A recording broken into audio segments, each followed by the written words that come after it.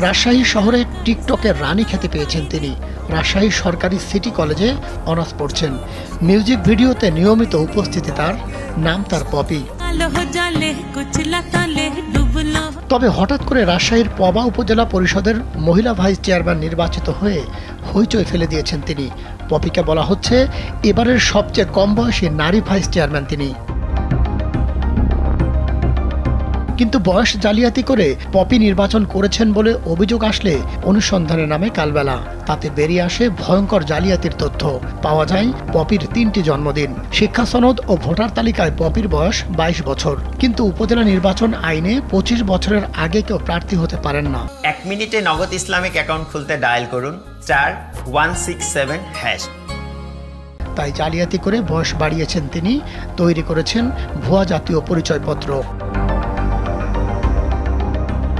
অনুসন্ধানে পাওয়া যায় পপির 3টি জন্মদিন। প্রাথমিক পরীক্ষার সময় একটি, মাধ্যমিকে আরেকটি, আর নির্বাচনের ঠিক আগে বয়স বাড়িয়ে নতুন আরেকটি ভুয়া জন্মদিন বানান তিনি। বিষয়টি এখন টক অব দ্য রাজশাহীতে পরিণত হয়েছে। পপির সাথে যারা নির্বাচনে প্রার্থী ছিলেন তারা কালবেলার মাধ্যমে এই জালিয়াতির শাস্তি দাবি করছেন। পপি খাতুন যিনি আমাদের সাথে প্রতিদ্বন্দ্বিতা করছে, তার বয়স কিন্তু আমরা জানতাম আগে থেকে যে তার বয়স কিন্তু 22 বছর, মানে 25 বছর হবে না। আমরা জানতে পারি যে তার বয়স জন্মসূত্রে 3বার নিবন্ধন বয়স পরিবর্তন করা হয়েছে। তার প্রতিদ্বন্দ্বিতা, তার চেয়ারম্যান পদ বাতিল করা হোক, আমরা এই মর্মে আবেদন জানাচ্ছি। ঘটনার সত্যতা জানতে পপিকে ফোন করা হলে তিনি এলোমেলো বক্তব্য দেন। আমি তো আমার সব ডকুমেন্টস পাই নির্বাচন অফিসে দিয়ে, তারা যাচাই বাছাই করে এই জায়গাটায় এসেছি, তাই না? আচ্ছা, তারা তো এমন না যে যা ভাসি সব যাচাই বাছাই করে আমার প্রার্থীটা, আমার সম্পূর্ণ তথ্য সঠিক ছিল বিধায় আমি সংশোধন করেছি। ছাত্রলীগ করেন পপি, তবে কোনো পদ পদবি নেই তার। ভোটে দাঁড়ানোর আগে কিভাবে তিনি তার জাতীয় পরিচয়পত্রে বয়স বাড়ালেন তা নিয়ে চলছে ব্যাপক আলোচনা। তার জালিয়াতির ধরন থেকে হতবাক রাজশাহীর নির্বাচনী কর্মকর্তারাও।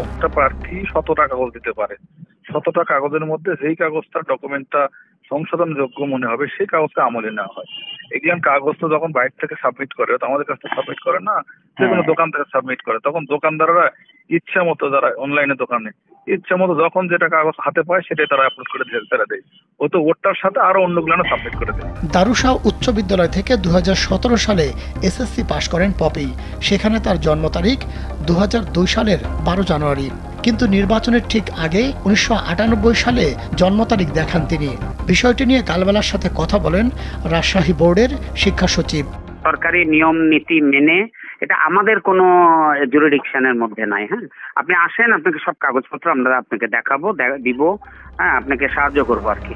বরাবরই উচ্ছৃঙ্খল জীবনযাপনে অভ্যস্ত পপি এবার জন্ম তারিখ জালিয়াতির পর তার অপসারণ দাবি করছেন এলাকাবাসী।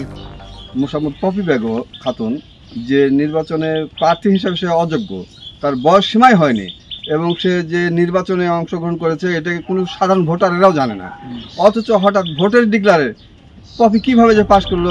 মাহমুদ সোহেল, কালবেলা।